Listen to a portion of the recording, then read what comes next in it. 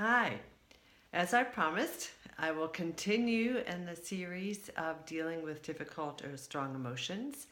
And today I want to do a little bit of brain, not surgery with you, neuroscience, but in a very usable way that even works with very young children. Children get this very easily because if I understand it, I'm sure the kids will because I am not a neuroscientist. So the way it works, we call this brain in the palm of the hand because we use the hand to describe the brain. And part of how this works is that when you understand this, then you understand more of what happens with us physically when we have strong emotions and why we often do or say things that we regret or that are not helpful in the situation. So it goes like this. Imagine that your hand is your brain, and this here, you'll imagine, is your brain stem down here. The brain stem is the oldest, the most primitive part of the brain, and it covers things like breathing and, note carefully, our fight or flight response. This here is the midbrain, which mine doesn't quite close, but which is our emotions and our memories. So two very strong emotional pieces.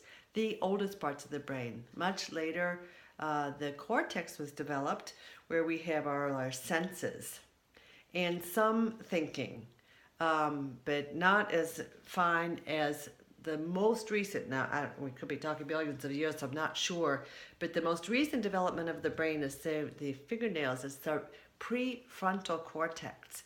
And basically, it's the only part of the brain that can actually make choices and decisions. It has connections to memories and emotion, very close. So it is with this part of the brain that we can stop and think and reflect and make a different choice. It's also where our self-awareness is, our intuition, and so on. These parts that have become, quite normal for us, but was the last part of the brain to develop.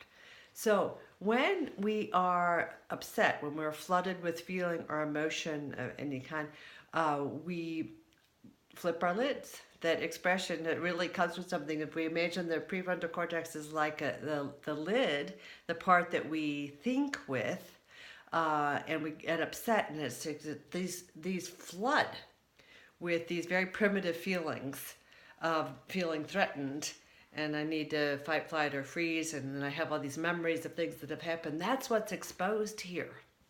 The prefrontal cortex is not engaged. When we are in this state, we do not make wise decisions. We don't make good choices. We scream, we yell, we cry, whatever our thing is. Now, of course, we see this a lot with our children, and it can be what has been discovered more recently are the so-called mirror neurons, where we humans do have neurons that mirror each other's feelings, facial expressions, and so on. So imagine I'm like this because I've had a rough day. My child comes home from school, is all happy, prefrontal cortex engaged, but then I'm like, don't leave your shoes on the floor or something, and our child then mirrors our lid flips his own lid. Then we have two very irrational, primitive beings dealing with each other. In this state, we are virtually incapable of having a reasonable conversation, a reasonable exchange. This is just simply information I want you to have. I encourage you to observe it over the next week until I get to next week, where we'll talk about other ways to deal with this. When we have one or two parties with a flipped lid, how do we get at least one, hopefully the adult one, to re-engage the prefrontal cortex so that we at least have, again, one reasonable person that can help the other one calm down.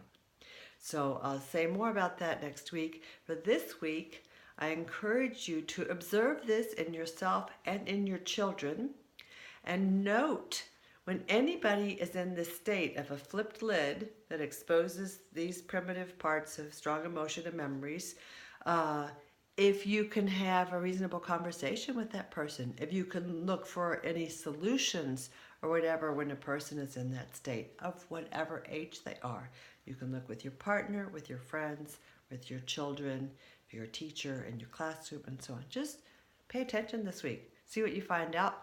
And we'd love it if you would then write comments under this video on the blog site. So thanks a lot and see you next week. Bye.